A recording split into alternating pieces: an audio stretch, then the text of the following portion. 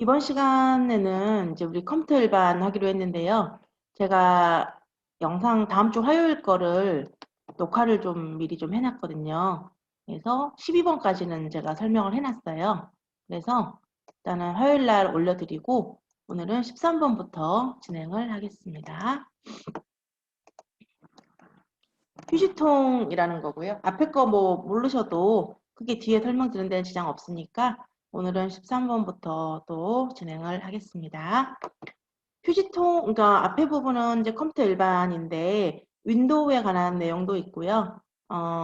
통신과 관련된 내용도 있고 인터넷과 관련된 내용도 있고 컴퓨터에 대한 전반적인 내용들을 다루는 부분이 이제 파트가 컴퓨터 일반 파트예요. 핵심 13번부터 시작하겠습니다. 휴지통은요, 굉장히 중요합니다. 시험에 아주 많이 잘 나오고요. 우리가 파일을 삭제하잖아요. 삭제된 파일이나 폴더가 임시 보관되는 장소, 이것을 우리가 휴지통이라고 하고요. 휴지통은 복원이 가능한데 복원을 해야 사용할 수 있어요. 휴지통에서 바로 실행하는 작업은 불가능합니다. 휴지통의 크기는 기본적으로 드라이브 용량의 10% 정도로 설정이 되어 있어요. 근데 0%부터 100%까지 설정이 가능합니다. 사용자가 원하는 크기로 설정할 수 있습니다. 그리고 각 드라이브마다 다르게 설정할 수도 있고요. 크기 다르게 설정할 수도 있고 휴지통 안에 자료가 있는 경우와 없는 경우를 구분해서 사용할 수가 있고요. 휴지통의 용량을 초과하게 되면 가장 오래전에 삭제한 파일부터 자동으로 지워집니다. 그리고 휴지통에서는 복원하기 전까지는 사용이 안 된다. 라는 내용 알고 계셔야 되고요. 시험 문제에 잘 나오는 내용이 이 부분이세요. 휴지통에 보관이 안 되는 경우, 다시 말하면 복구할 수 없는 경우란 말과 같은 경우예요. 플로피 디스크라든가 USB, 도스 모드, 네트워크에서 삭제를 하면 복원되지 않습니다. 우리 플로피 디스크는 요즘에 거의 사용하지 않죠. 다른 말로 A 드라이브라고 나오기도 합니다. USB 많이 사용하시죠? USB에 꽂아서 파일 작업한 내용들, USB에 들어있는 내용들을 삭제를 하면 복구할 수가 없습니다. 휴지통에 안 들어가요. 도스 모드라 그래가지고 명령어를 입력할 수 있는 까만 화면이 있어요. 그 상태에서 작업을 해도 휴지통에 보관이 되지 않습니다. 네트워크 상으로 다른 사람 컴퓨터에 접속을 해서 그 파일을 삭제한 경우도 휴지통에 보관이 되지 않아요. 휴지통에 보관이 되지 않는단 말은 복구할 수 없다. 그리고 내 문서에서나 내 컴퓨터에서 삭제를 하면 기본적으로 휴지통에 들어가는데요. 이것은 딜리트 키 눌러서 삭제한 거랑 같습니다. 근데 우리가 Shift 키를 누르고 삭제를 하게 되면 휴지통에 거치지 않고 바로 삭제가 됩니다. 휴지통 거치지 않고 바로 삭제하려면 Shift 딜리트를 누른다라고 하는 거 아주 중요하고요. 휴지통 속성에서 파일을 휴지통에 버리지 않고 나는 바로 삭제하겠다라는 옵션을 체크를 해도 휴지통에 보관이 되지 않습니다. 그래서 휴지통에 보관이 안 되는 경우 이것은요 시험에 아주 잘 나오고요. 이것뿐만이 아니라 휴지통과 관련된 이 핵심 13번 내용은 전체적으로 다 알고 계셔야 되고 아주 중요한 그런 내용이라고 보시면 됩니다. 자, 휴지통에 있는 파일을 영구히 삭제한다. 휴지통 비우기를 하면 됩니다. 휴지통 비우기를 하면 복구할 수가 없다. 그래서 시험 문제 잘 나오는 표현이 휴지통 비우기를 한 파일도 복원 메뉴로 복구할 수 있다 라고 나오면 틀린 말이죠. 휴지통 비우기를 해버리면 더 이상 복구할 수가 없다. 자, 복원은 어떻게 하느냐. 기본적으로 복원 메뉴를 누르게 되면 원래 있던 곳으로 살아나요. 원래 있던 곳으로 복원이 되는데 우리가 마우스 오른쪽 버튼 눌러가지고 복원 눌러도 되고요. 원하는 위치로 직접 내가 드래그를 하고 나가도 되고요. 잘라내기 한 후에 붙여넣기 하는 건 가능합니다.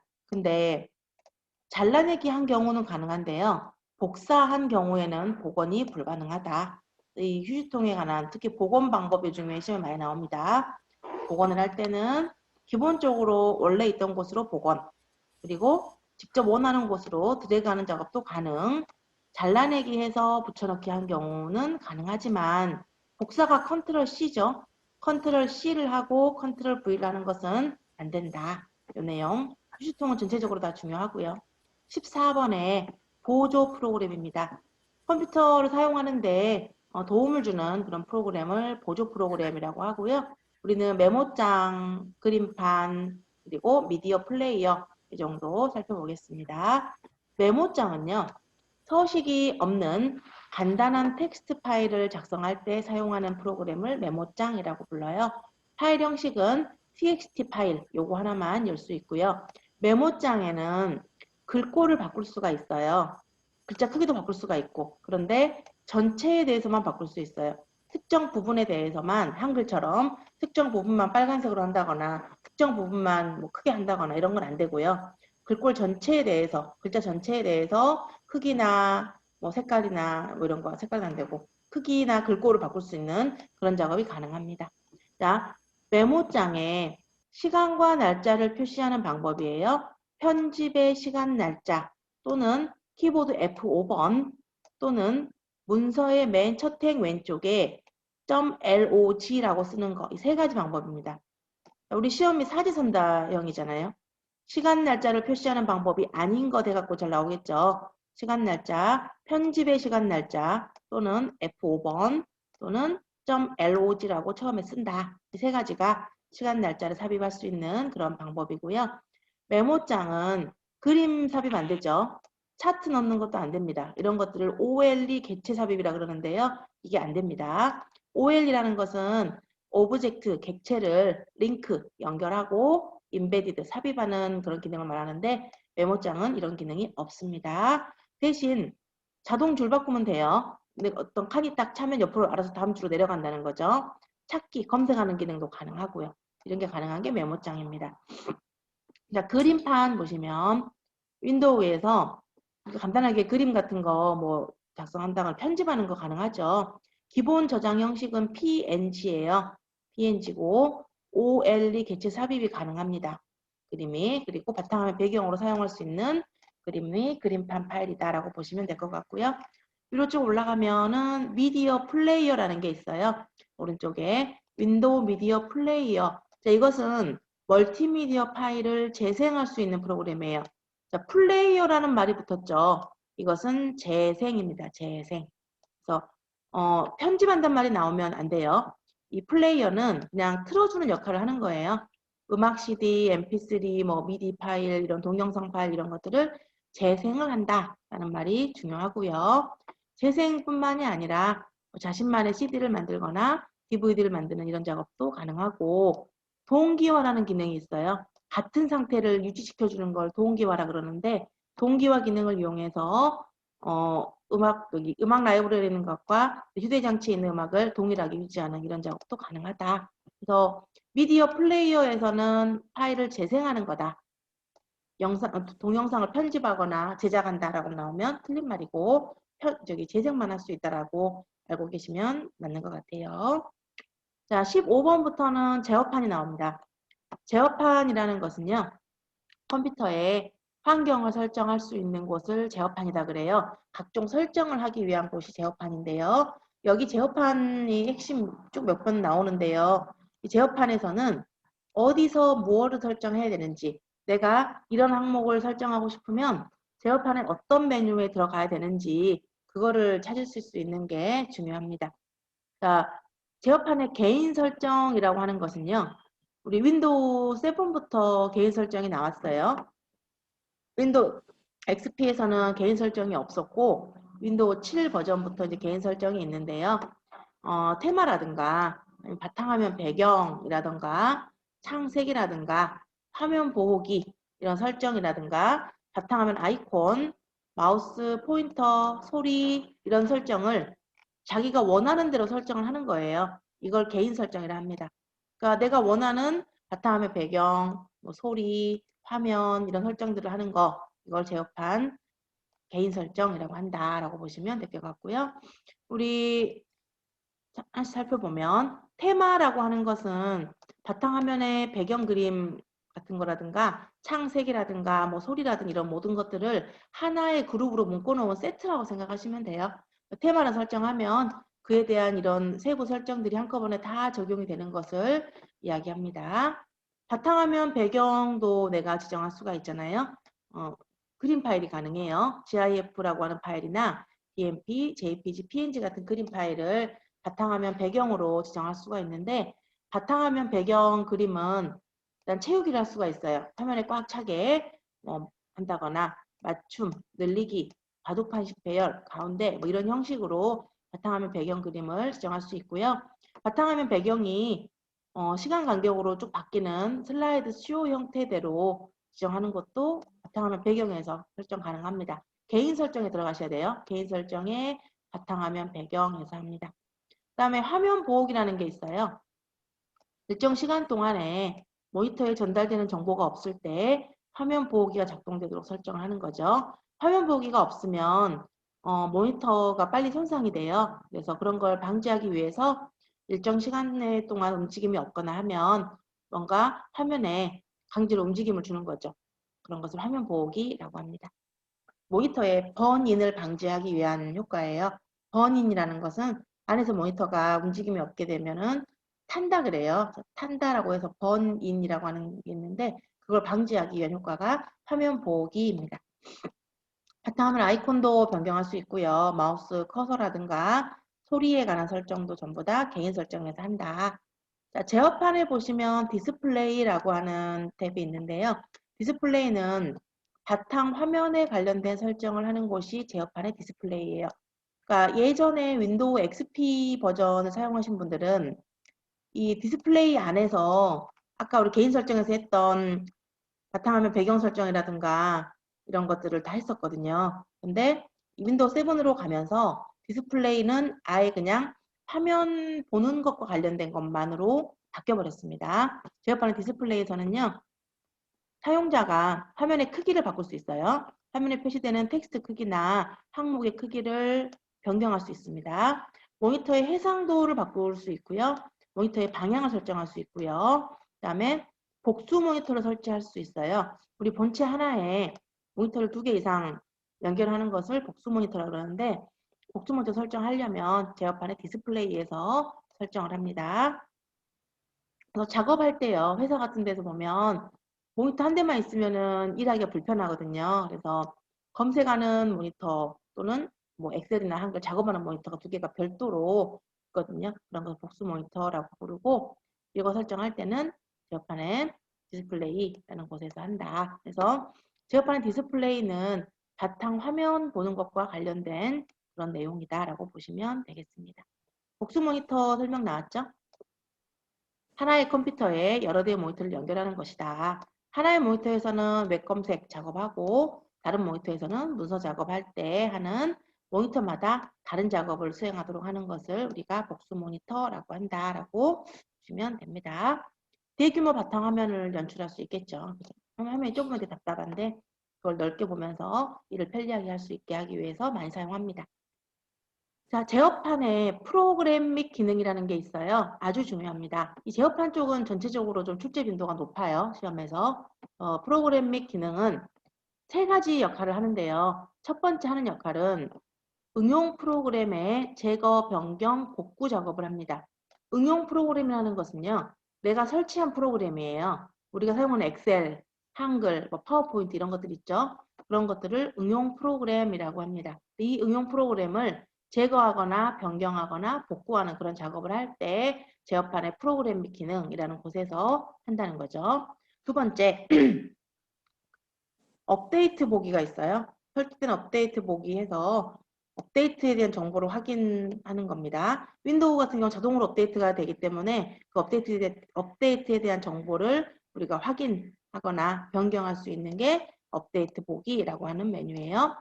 세 번째 보시면 윈도우 기능 사용 안함이라는 게 있는데요. 이거는 끄기 켜기예요. 위에 있는 우리 프로그램 및 기능에서 봤던 응용 프로그램의 변경 제거 복구 이거하고 좀 다른 개념이에요. 이 응용 프로그램의 변경 제거 복구는 내가 설치한 프로그램을 변경하거나 제거할 때 사용하는 거고요. 이걸 아예 그냥 지우는 거예요. 내가 설치한 프로그램을 윈도우 기능 사용 안함이라고 하는 기능은 내가 설치한 게 아니고 윈도우에 기본적으로 포함되어 있는 프로그램들이 있어요. 그 프로그램들을 사용할 건지 안 할 건지 이걸 결정을 하는 곳이에요. 그래서 설치된 것을 제거를 하는 게 아니라 사용하지 못하게 해제하는 거 이것을 우리가 윈도우 기능 사용 안 함입니다. 우리 동영상 같은 거 볼 때 윈도우 미디어 플레이어가 설치되어 있잖아요. 그러면 자동으로 미디어 플레이어로 연결이 돼가지고 그 영상이 보이잖아요. 근데 나는 미디어 플레이어 말고 곰 플레이어를 깔았다. 곰 플레이어를 기본으로 나는 영상 볼 때 켜겠다. 라고 할 때는 이 미디어 플레이어를 사용 안 함으로 설정을 하시면 된다는 거죠. 어디서? 제어판의 프로그램 및 기능에서 합니다. 제어판 들어가실 때는 시작에서 설정 들어가시면 돼요. 시작에 설정 들어가면 제어판 있습니다. 자, 여기까지 이해되실까요? 이 제어판의 프로그램 및 기능이 아까 세 가지 기능, 특히 첫 번째 기능과 여기 세 번째 기능은 좀 내용을 구분하실 수 있으셔야 될 것 같고요. 18번에 보시면 제어판의 시스템 나와 있습니다. 내 컴퓨터 있죠, 바탕화면에. 내 컴퓨터에서 마우스 오른쪽 속성에 들어가면 제어판의 시스템과 연결이 되는데요. 내 컴퓨터의 기본 정보를 표시해 줍니다. 기본적으로. 내 컴퓨터의 윈도우 버전, CPU 종류, 메모리 크기, 그 다음에 컴퓨터의 이름이라든가 작업 그룹, 윈도우의 정품 인증 여부까지 이런 것들에 대한 정보를 보고 싶다. 이것은 제어판의 시스템에서 확인이 가능하죠. 우리 컴퓨터에 요즘에 64비트 사용하시잖아요. 근데 옛날 컴퓨터 같은 경우는 32비트를 사용하기도 하거든요. 그러면 인터넷에서 어떤 프로그램을 다운받아야 되는데 64비트용을 받아야 되는지 32비트용을 받아야 되는지를 모르잖아요. 그럴 때 확인하는 방법이에요. 제어판의 시스템에서 확인하시면 돼요. 제어판의 시스템 가시면 컴퓨터의 기본 정보 사항에 윈도우가 그 운영체제가 몇 비트, 윈도우가 몇 비트용인지 32비트, 64비트인지를 확인 가능합니다. 우리 시험 문제 나온 적 있어요. 내 컴퓨터가 64비트인지 확인하고 싶다. 어떻게 하는가? 제어판의 시스템에 가서 기본 정보 여기에서 확인이 가능하다라는 겁니다. 그리고 이 하드웨어에 가시면요. 이 하드웨어는 지금 시스템 안에요. 제어판의 시스템에 보시면 하드웨어라고 하는 게 있는데요. 하드웨어에 보시면 장치 관리자라는 게 있어요. 이 장치 관리자는 내 컴퓨터에 설치되어 있는 하드웨어 종류라든가 작동 여부 확인, 속성값 변경이에요. 그래서 앞에서 봤던 우리 프로그램 및 기능에서 내 컴퓨터에 설치된 소프트웨어 정보를 확인할 수 있죠. 응용 프로그램 변경 제거 복구 요거에서 보면 내 컴퓨터에서 어떤 소프트웨어, 어떤 프로그램이 깔아져 있는지를 확인을 할 수가 있어요. 근데 제어판의 시스템에서 우리 하드웨어에 가서 장치 관리자라는 곳에 가서 보시면 컴퓨터에 설치되어 있는 하드웨어 종류를 확인할 수 있어요. 내 컴퓨터에 그래픽카드가 뭐가 꽂혀져 있고, 그래픽카드라는 것은 이제 화면 볼 때 사용하는 거죠. 그래픽카드가 뭐가 꽂혀져 있고, 그 다음에 사운드카드 소리 듣는 거, 그 다음에 랜카드, 통신하기 위한 랜카드, 뭐 이런 하드웨어 장치들이 어떤 곳에 설치되어 있는지를 확인하고 싶을 때 쓰는 명령이 장치관리자예요. 이 내용 중요합니다. 장치관리자가 뭐 하는 곳인지, 하드웨어에 대한 종류라든가 작동 여부를 확인하고 속성값을 변경할 때 사용하는 곳이다. 제어판의 시스템에서 장치관리자 들어갑니다. 이 내용 중요하고요.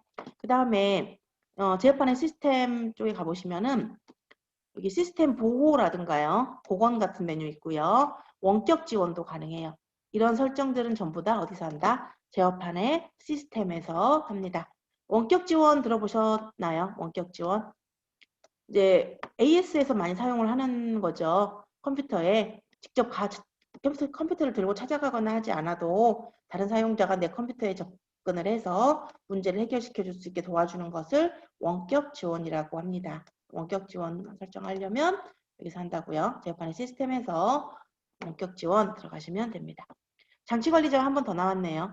그만큼 출제 빈도가 높고 중요합니다. 장치관리자는 컴퓨터에 설치되어 있는 무엇의 종류, 하드웨어의 종류, 기계란 소리예요. 소프트웨어는 프로그램을 말하고요. 하드웨어는 기계를 말하는데 이 기계의 종류나 작동 여부, 속성값 변경 확인이 가능합니다.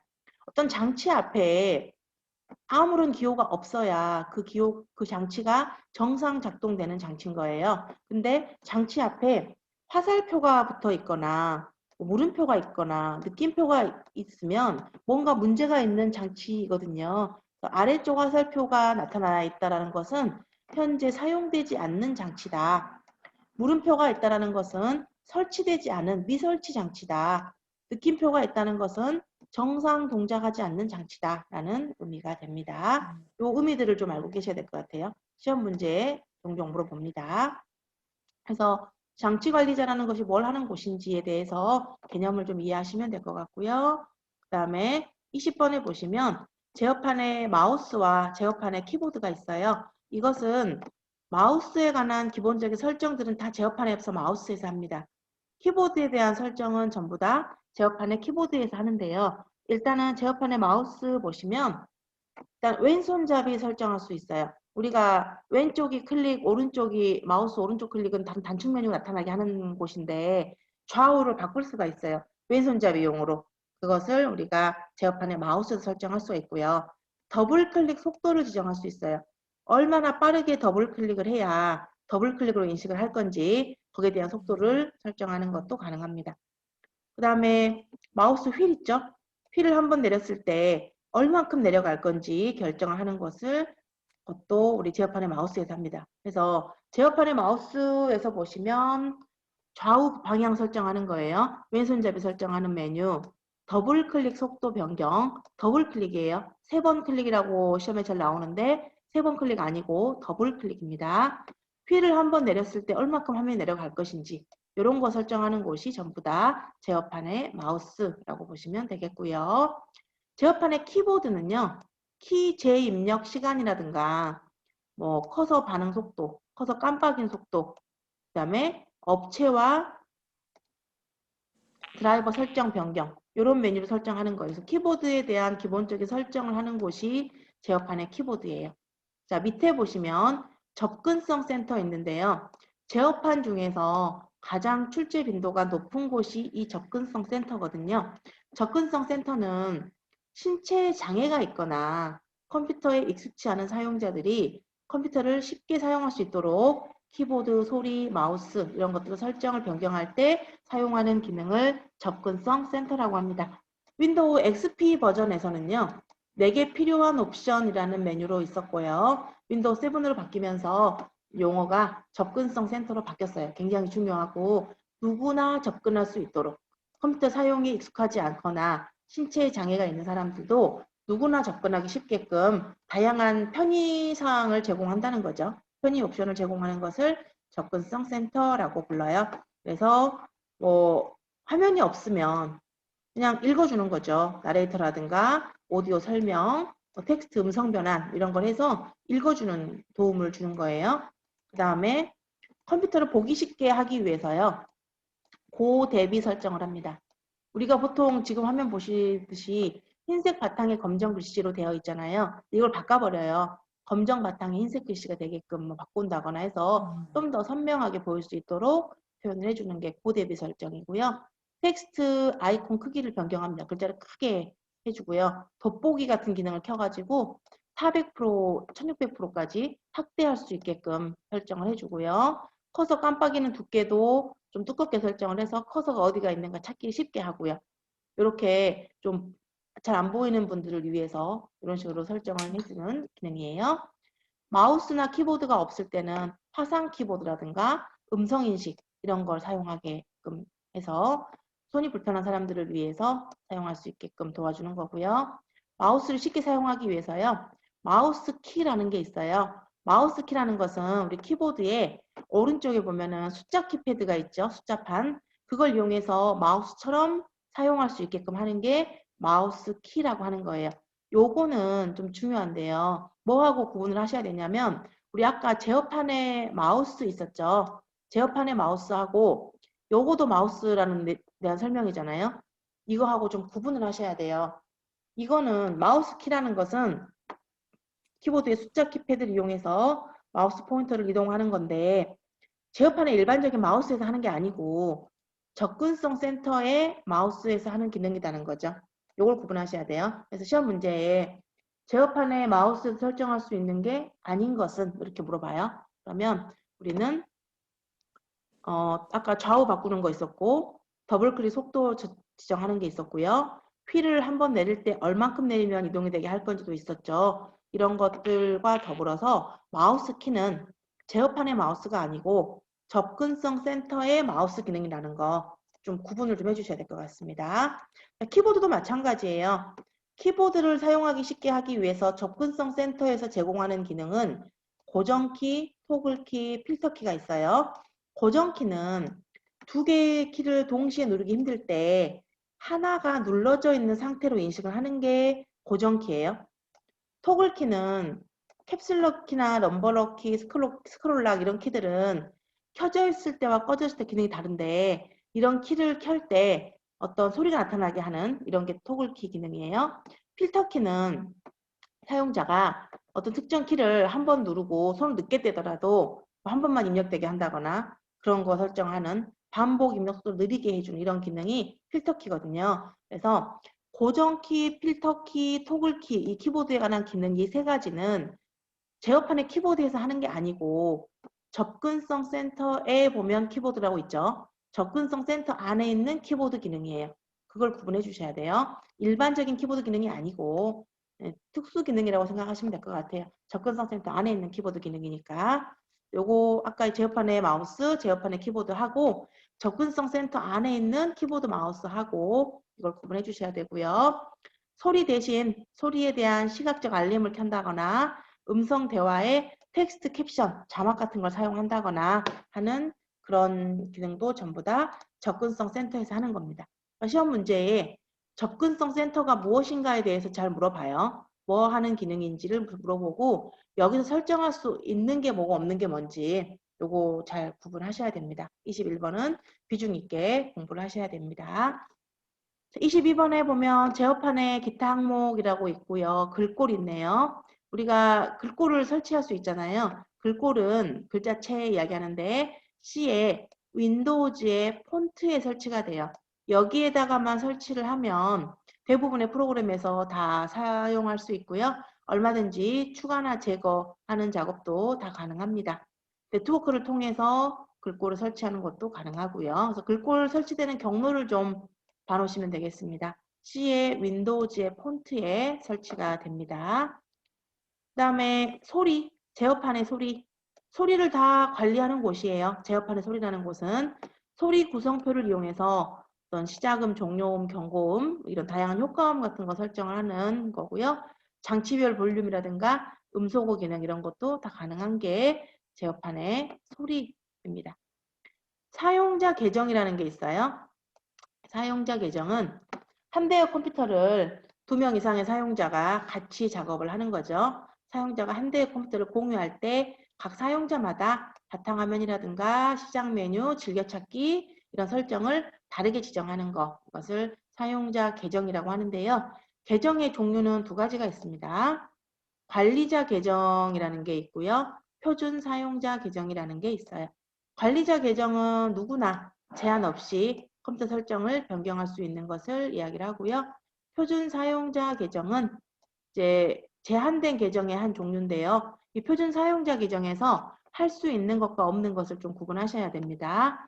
프로그램이라든가 하드웨어를 설치하거나 중요한 파일, 내가 중요 설정해 놓는 파일은 삭제가 안 됩니다. 그리고 자신의 계정 이름을 바꾸거나 계정의 유형을 변경할 수 없습니다.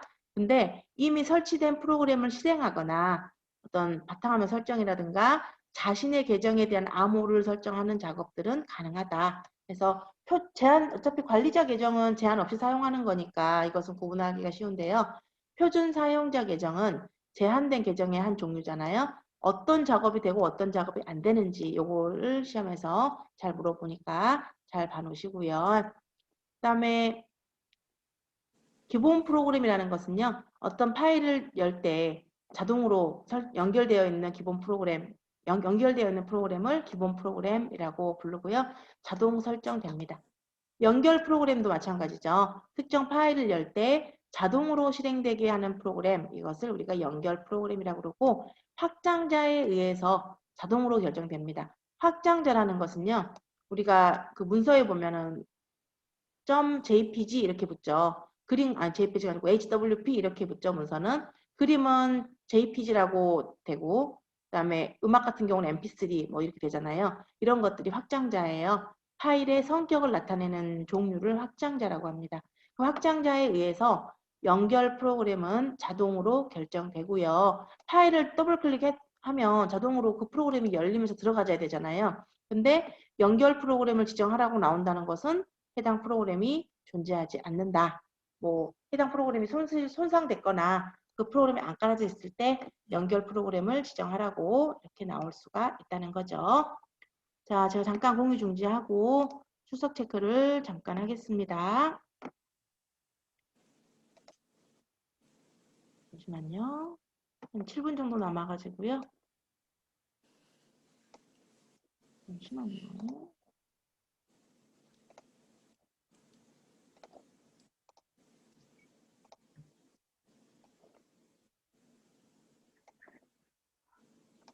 저장을 좀 하고 오늘이 벌써 11월 달이네요. 우리 9월 달에 만났는데 그죠? 11-5 다시 공유 화면으로 가겠습니다. 프린터는요. 여기서는 알아두셔야 될 게 여기 아래에 보시면 로컬 프린터, 네트워크 프린터, 기본 프린터 이런 용어들이 있어요. 이 용어들에 대해서 좀 알고 계셔야 되는데 로컬 프린터라는 것은 내 컴퓨터에 직접 연결되어 있는 프린터, 이게 로컬 프린터예요. 내 컴퓨터 본체에 프린터 선이 꽂아져 있는 걸 로컬 프린터라고 합니다. 네트워크 프린터라는 것은 네트워크로 연결되어 있는 프린터예요. 네트워크로 연결되어 있는 프린터를 네트워크 프린터라고 부릅니다. 기본 프린터는 인쇄 명령을 줬을 때 자동으로 인쇄 작업이 전달되는 프린터, 이것을 기본 프린터라고 부릅니다. 이 기본 프린터는요, 로컬 네트워크 상관없어요. 어떤 거든 상관이 없이 내가 인쇄를 하면 어디선가 종이가 나오겠죠. 인쇄물이. 크기가 기본 프린터예요. 로컬 네트워크 상관없습니다. 그래서 기본 프린터 보시면 인쇄 명령을 수행했을 때 특정 프린터를 지정하지 않아도 자동으로 인쇄 작업이 전달되는 프린터, 이거를 기본 프린터라고 부르고요. 하나만 지정할 수 있어요. 기본 프린터는 하나만 됩니다. 변경 가능합니다. 다른 프린터로 변경하는 작업도 가능하고요. 프린터 아이콘 왼쪽 하단에 체크 표시가 되어 있어서 우리가 기본 프린터인지 구분하기가 쉽게 되어 있어요. 그리고 요 위에 부분을 한번 읽어보시면 될 것 같고요. 스풀이라는 게 있습니다. 스풀. 스풀은 한마디로 인쇄 플러스 편집이거든요. 인쇄와 편집을 동시에 하는 병행 처리를 스풀이라고 부르거든요. 자, 저속의 출력 장치인 프린터를 고속의 중앙 처리 장치와 병행 처리할 때 전체 효율을 높이기 위해 사용하는 걸 스풀이라고 합니다. 뭔 말이냐면요. 인쇄할 걸 먼저 하드로 다 보내요. 프린터가 인쇄할 내용이 있으면 하드디스크로 먼저 다 보냅니다. 그래서 CPU 여유시간 틈틈이 인쇄하기 때문에 프린터가 인쇄 중이더라도 다른 프로그램을 하는 작업이 가능한 거예요. 그러니까 예를 들면 스풀이 설정이 안 되어 있으면요. 프린터 하는 동안에 그냥 프린터 할 동안 다른 거 아무것도 못하고 기다려야 돼요. 그러면 비효율적이겠죠. 근데 스풀을 설정을 하시게 되면 인쇄하는 동안 동시에 다른 작업을 같이 하는 병행 작업이 가능합니다. 그래서 기본적으로 설정돼 있어요. 스풀링은 인쇄만 할 때보다 인쇄 속도는 조금 늦어질 수는 있겠죠. 스풀 설정이 돼 있으면. 하지만 인쇄할 동안에 다른 작업을 아무것도 못한다면 되게 비효율적이겠죠. 그래서 이 스풀링이라는 것은 병행 처리하는 거, 인쇄와 편집을 병행 처리하는 거다라는 거고요. 스풀을 설정하면 컴퓨터에 인쇄 속도만, 인쇄만 할 때에 비해서 인쇄 속도는 약간 느려질 수 있지만은 전체 처리 효율은 좋아진다라고 보시면 될 것 같아요. 스풀이라는 기능이 뭔가 인쇄와 편집을 동시에 하는 거. 우리 그 프린터 할 때 보시면요. 어쩔 때는 프린터가 취소가 되고요. 어쩔 때는 취소가 안 되죠. 그죠? 이미 스풀이 다 넘어가 버린 경우는 취소가 안 됩니다. 인쇄가. 근데 스풀 넘어가기 전에는 이렇게 취소가 가능하죠. 인쇄 취소 작업이 중간에 가능하고 하는 그런 것도 스풀과 관련이 있다고 보시면 될 것 같아요. 그 다음에 여기 인쇄 관리라고 하는 것은 우리가 인쇄 중일 때요.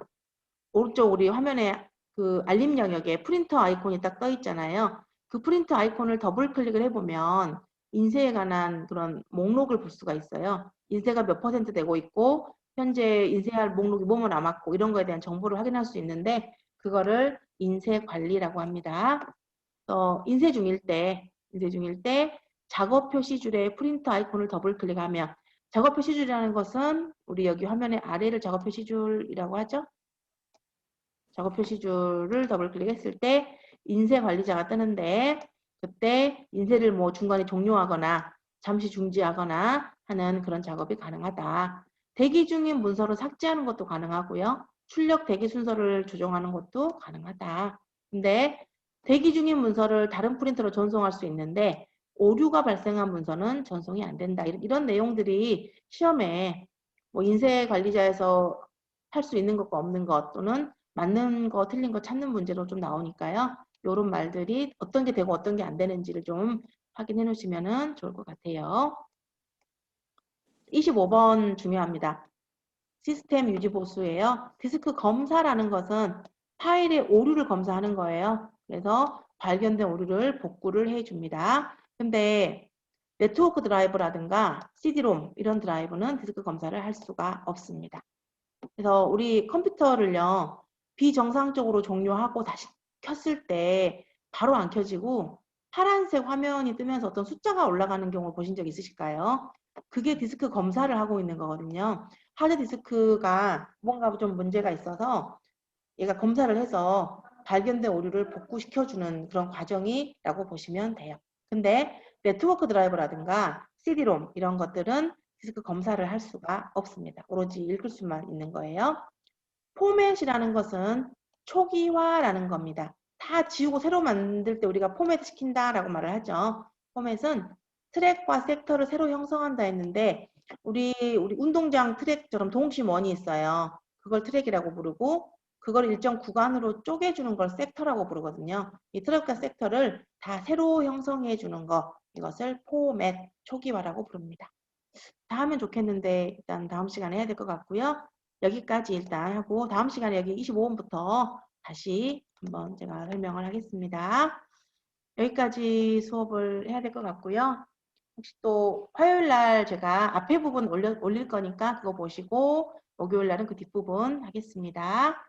다음 주 목요일 날 뵙겠습니다. 수고하셨습니다. 감사합니다.